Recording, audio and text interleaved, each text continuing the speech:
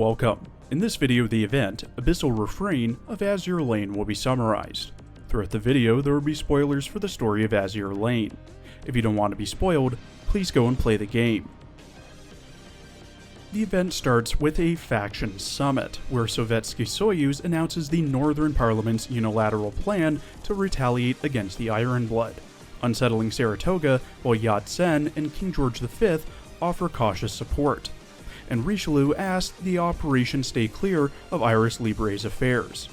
Soyuz reveals the Northern Parliament freed up forces after seizing a Siren stronghold and hints at a secret intelligence and blueprint ships of their own, while deflecting questions about danger to the commander with vague reassurances. Saratoga presses for an equal Union support fleet as insurance, and King George V backs the idea, framing it as a way to prevent the conflict from escalating into a full reenactment. The meeting ends with Soyuz privately admitting, in an aside, that everything depends on the commander's response and that recovering Kronstadt's team is now urgent. Kronstadt, Shobolets-Lany, Volga, Kiev, and Arkhangelsk travel by convoy to a secret Northern Parliament base, where Soyuz unveils Suliko, a prototype research submarine built to study Siren relics and serve as the commander's escort vessel. She explains their cover mission is to visit a decoy research base, while their true objective lies hidden deep beneath the surface, and reminds the crew of the operation's importance before sending them off. The research facility turns out to be a repurposed Siren structure, splitting up so Sob and Kiev guard the submarine while Kron and Ark investigate inside. In a quieter moment aboard the Suliko, Kron trades gossip with Ark and jokingly warns her about a supposed Ironblood signal involving lemon and black tea. A brief Siren skirmish near the research base serves as a warm-up for the crew, followed by a moment of calm as they admire an aurora before the Suliko picks up a mysterious distress signal underwater. Investigating, they find no wreckage and conclude the source lies below the surface, prompting Kron to explain the true nature of their mission: a Siren-guarded meteorite fragment whose properties destabilize if moved, discovered years earlier through strange mutations in local wildlife. She details how the fragment ties into a massive pre-war explosion, early Siren sightings, and the origins of shipgirl rigging technology, framing the dive as key to understanding where both Sirens and shipgirls draw their power. Descending to 500 meters, the crew loses sensor and radio function inside a mirror sea and narrowly evades submarine-type Sirens by going silent and ejecting broken equipment as a decoy. With the threat seemingly cleared, they resume the search, and Sob successfully retrieves a meteorite fragment using the sub's grappling arms, allowing Kron and Ark to begin the data-gathering process while Volga and Kiev hold watch. In the synchronization chamber, the two trade nervous banter about the untested Siren tech machine before Kron straps in, and Ark runs final checks before beginning the procedure. After synchronizing, Kron and the others find themselves disoriented on a tropical island in the seas of Bermuda, initially mistaking it for a shared dream before confirming it's real through pain and observation. They meet Bonan Richard, an Eagle Union shipgirl working for a mysterious organization called the Federation, who warns them away from a nearby marine research institute rumored to house dangerous creatures in an off-limits exercise area, then insists on taking a group photo before leaving. Suspicious of the encounter, the group debates which lead to pursue and chooses the exercise area, reasoning their riggings work best at sea. But Sob's hijacked communicator picks up a Federation channel that abruptly cuts off after she identifies their Northern Parliament affiliation. Aircraft attack without warning, and the sky rapidly darkens into a black tornado and tsunami, then crashes over the group, knocking Kron unconscious amid a fatal error message. Kron wakes back up in the Suliko's synchronization chamber, pulled out by Ark, who insists the actual procedure never started and has no memory of the tornado, Dream Island, or Bonan Richard.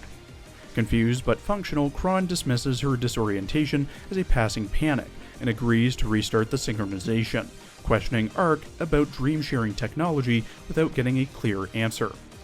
As Ark runs the same final checks as before, Kron puts on the headset and braces herself, only to hear an eerily familiar voice echo Bonhomme Richard's earlier words the instant the process begins again, leaving her stunned mid-thought. Elsewhere, a search fleet led by Sovetskaya Belorussia and Aurora reaches an abandoned, snow-buried research base, tracing a distress signal, with Aurora tearfully vowing to bring the missing crew home. Meanwhile, Kronstadt re-enters the dream, now aware she's reliving the same scenario and using her foreknowledge to guide the group, though her uncanny calm unsettles Ark and Volga. She meets Bonhomme Richard again, who behaves differently this time, mentioning a rival faction called the Revolutionary Front and cryptically urging the girls towards the exercise area in search of power. Attempts to contact Eagle Union bases fail, suggesting this dream world's political map differs from reality. And after evading one hostile call, the girls encounter unfamiliar mass-produced ships just before the sky again darkens into a black tornado.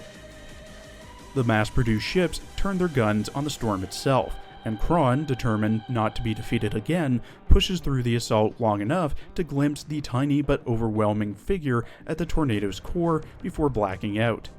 She wakes again in the synchronization chamber, weakening with each cycle and now certain the process itself is dangerous, though she realizes Ark shares the physical toll despite remembering nothing.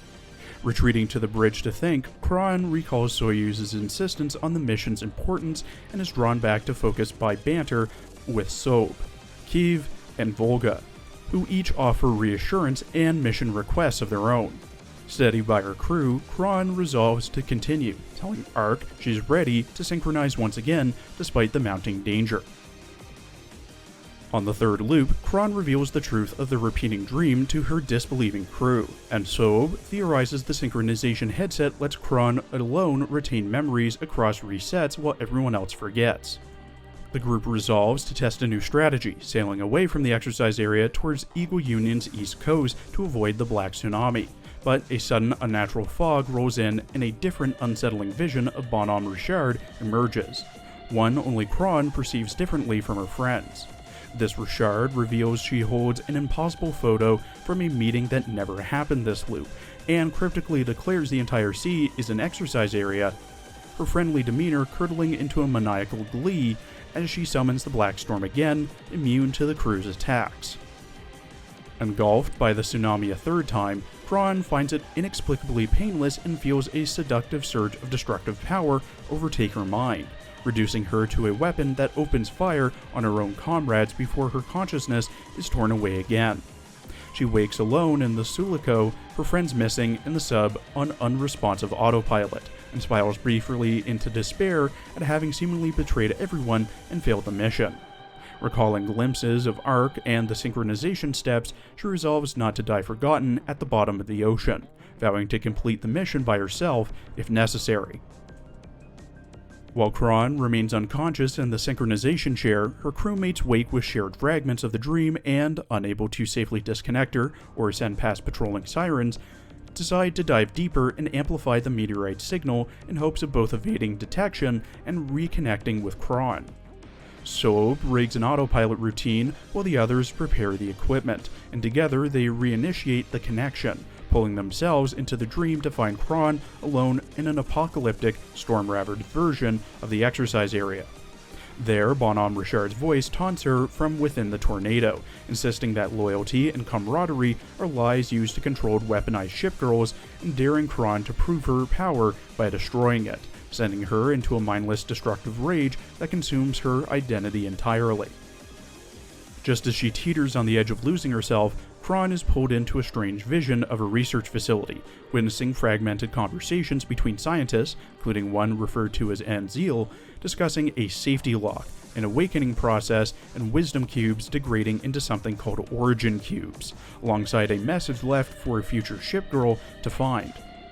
The unfamiliar name Soblatleni surfaces from her memory and breaks the amnesia, restoring her sense of self and her bond with her comrades, and she's finally pulled free of the dream for good. Back in reality, Kronstadt rallies her recovered crew to fire on the now diminished tornado and completes the dive to the ocean floor, triggering a shockwave that puts nearby sirens on alert. Meanwhile, Sovetskaya Belorussia, Aurora, and Tashkent lead a rescue submarine through hostile waters, and finally locate the missing Suliko. Thank you for watching. Please follow my Twitter and Blue Sky for updates, and please check out my other Arknights and Uma Musume videos as well.